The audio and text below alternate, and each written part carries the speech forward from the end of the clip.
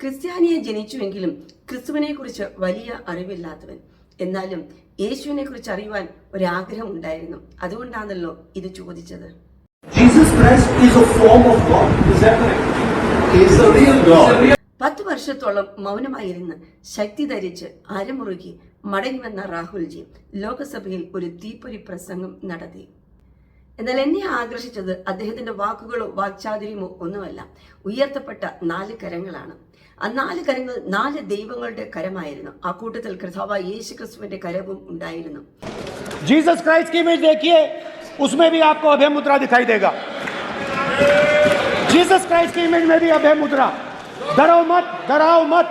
और Jesus Christ ने कहा कि अगर आपको कोई थप्पड़ मारता है तो दूसरा गाल दिखा दो.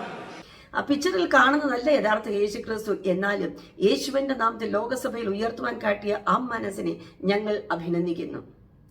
ആ 4 കരങ്ങളിൽ നിന്നും കർത്താവ് യേശു ക്രിസ്തുവിന്റെ കരത്തിന് ഒരു വ്യത്യാസമുണ്ടായിരുന്നു. അത് ആണിപ്പാടേറ്റ കരമായിരുന്നു. ആ കരം നിശബ്ദമായി നിങ്ങളോടൊന്ന് സംസാരിക്കുന്നുണ്ടായിരുന്നു. അതെ, ഞാൻ നിങ്ങൾക്ക് വേണ്ടി തൂങ്ങി മരിച്ച യേശു എന്നതായിരുന്നു അതിന്റെ അർത്ഥം. രാഹുൽജി ഈ കരങ്ങളെ കുറിച്ച് പറയുന്നത് ഇങ്ങനെയാണ്. ആ ഉയർത്തപ്പെട്ട കരത്തിന്റെ അർത്ഥം അഭയമുദ്ര, അല്ലെങ്കിൽ ഡരോ മത്, ഡരാവോ മത്, അഹിംസ എന്നതൊക്കെയാണ് അതിന്റെ പ്രതീകം. ആ പ്രതീകം കൊണ്ടാണ് കോൺഗ്രസും കൈ ഉയർത്തിപ്പിടിച്ചിരിക്കുന്ന ചിഹ്നത്തെ പ്രതീകമാക്കി വെച്ചിരിക്കുന്നത്. വചന ഭാഷയിൽ പറയുമ്പോൾ ആ ഉയർത്തപ്പെട്ട കരത്തിന്റെ അർത്ഥം നിങ്ങൾക്ക് സമാധാനം എന്നാണ്. യഹൂദന്മാരെ ഭയന്ന് വാതിലടച്ച് മുറിയിലിരുന്ന ശിഷ്യന്മാരുടെ നടുവിൽ ചെന്ന് കർത്താവ് യേശു ക്രിസ്തു പറഞ്ഞു, നിങ്ങൾക്ക് സമാധാനം എന്ന് പറഞ്ഞാൽ ഭയപ്പെടേണ്ട, ഞാൻ ഉയർത്തെഴുന്നേറ്റു എന്ന് തന്നെ അർത്ഥം. ഈ ഉയർത്തപ്പെട്ട കരം ഇന്നലെ ലോകസഭയിലും അവരോട് സംസാരിക്കുന്നുണ്ടായിരുന്നു. അത് ആ ബഹളത്തിനിടയിൽ കേൾക്കാതെ പോയി.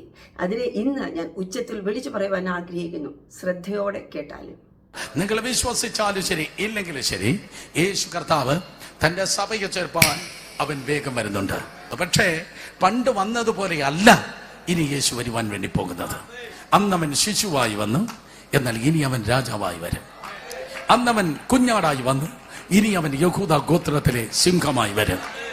അന്ന് അവൻ പാപികൾക്ക് വേണ്ടി വന്നു, ഇനി പാപം കൂടാത്തവർക്കായി അവൻ വീണ്ടും പ്രത്യക്ഷനാകാൻ വേണ്ടി പോകുന്നു. അന്ന് സ്തോത്രം യേശു കർത്താവ് മരിക്കാനായി വന്നു, എന്നാൽ ഇനി അവൻ 1000 ആണ്ട് ഈ ലോകത്തെ ഭരിപ്പാനായി വരുവാൻ വേണ്ടി പോകുന്നു. അന്ന് വന്നപ്പോൾ ക്രൂശിൽ കിടക്കാനായവൻ വന്നു, എന്നാൽ ഇനി വരുമ്പോൾ തന്റെ പിതാവായ ദാവീദിന്റെ സിംഹാസനത്തിൽ ഇരിപ്പാനായി യേശു കർത്താവ് വരുവാൻ വേണ്ടി പോകുന്നു. അതേ, യേശു ക്രിസ്തു മടങ്ങി വരുവാൻ പോകുന്നു. രാജാതി രാജാവായി കർത്താതി കർത്താവായി അവൻ മേഘങ്ങളിൽ പ്രത്യക്ഷനാകുമ്പോൾ അന്നും അവന്റെ കരങ്ങളിൽ ആ പാട് കാണും. ആ പാട് എന്തിനവൻ സൂക്ഷിക്കുന്നതെന്ന് ചോദിച്ചു കഴിഞ്ഞാൽ, വിശ്വസിക്കാത്ത ചിലർക്ക് അടയാളമായി കർത്താവായ യേശു ക്രിസ്തു ആ കരത്തിൽ ആ പാടുകളെ സൂക്ഷിക്കുന്നു. അതിന്റെ അർത്ഥം ഞാൻ മരിച്ചവനായിരുന്നു, എന്നാൽ വീണ്ടും ഉയർത്തെഴുന്നേറ്റിരിക്കുന്നു, ജീവിച്ചിരിക്കുന്നു എന്നുള്ളത് തന്നെയാണ് ആ കരത്തിൽ കാണുന്ന പാടിന്റെ അർത്ഥം. അതേ, യേശു മടങ്ങി വരുവാൻ പോകുന്നു. മടങ്ങി വരുന്ന യേശു രാജ്യത്വം ഏറ്റെടുക്കുമ്പോൾ BJPയുടെ യാതൊരു ഏകാധിപത്യവും അവിടെ നടക്കുകയില്ല. കോൺഗ്രസിന്റെ യാതൊരു അധ്വാനവും അവിടെ വേണ്ടി വരികയില്ല. അതേ, കർത്താവായ യേശു ക്രിസ്തു താൻ തന്നെ രാജാവായിരുന്ന് ഈ രാജ്യത്തെ ഭരിക്കുവാൻ പോകുന്നു. ആരുടെയും സപ്പോർട്ട് ഇല്ലാതെ സ്തോത്രം, അതേ 1000 ആണ്ട് ഭരിപ്പാൻ യേശു ഈ ലോകത്തിൽ മടങ്ങി വരുവാൻ വേണ്ടി പോകുന്നു. സമാധാനത്തിന്റെ 1000 ആണ്ട്, കൊറോണ ഇല്ലാത്ത 1000 ആണ്ട്, വാക്സിനേഷൻ ഇല്ലാത്ത 1000 ആണ്ട്, പൂജപ്പുര ജയിൽ ഒഴിഞ്ഞു കിടക്കുന്നതായ 1000 ആണ്ട്, പോലീസുകാർക്കും പട്ടാളത്തിനും പണിയില്ലാത്തതായ 1000 ആണ്ട്, ആത്മഹത്യ ഇല്ലാത്ത, അബോർഷൻ ഇല്ലാത്ത 1000 ആണ്ട്, മരണമില്ലാത്ത 1000 ആണ്ട്, ഇന്ന് രാത്രി ഊടാടി നടക്കുന്ന അന്ധകാര ശക്തിയെ സാത്താനെ ചങ്ങലയ്ക്ക് പിടിച്ചിട്ടിരിക്കുന്നതായ 1000 ആണ്ട്. ജാതി രാജാവാകുന്ന യേശുവിനെ അങ്ങ് അന്നാളുകളിൽ സകല രാജാക്കന്മാരും അംഗീകരിച്ചിരിക്കും. സകല മന്ത്രിമാരും ഉന്നതന്മാരും യേശുവിന്റെ മുൻപിൽ മുട്ടുമടക്കിയിരിക്കും.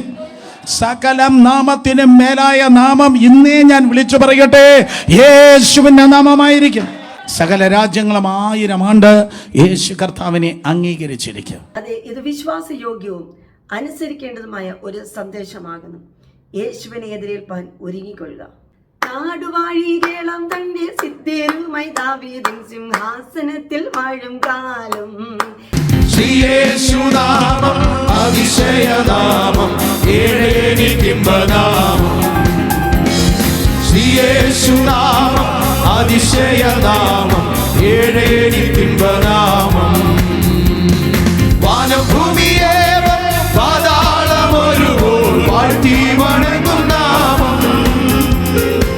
വാനം ഭൂമിയേവൻ പാതാളമൊരു പോൽ വാഴ്ത്തി വണങ്ങും നാമം. വാനിലും ഭൂമിയിലുമുള്ള എല്ലാ അധികാരത്തെയും ആയുധം വയ്പ്പിച്ച നാമം. വാനിലും ഭൂമിയിലുമുള്ള എല്ലാ അധികാരത്തെയും ആയുധം വയ്പ്പിച്ച നാമം. യേശുനാമം.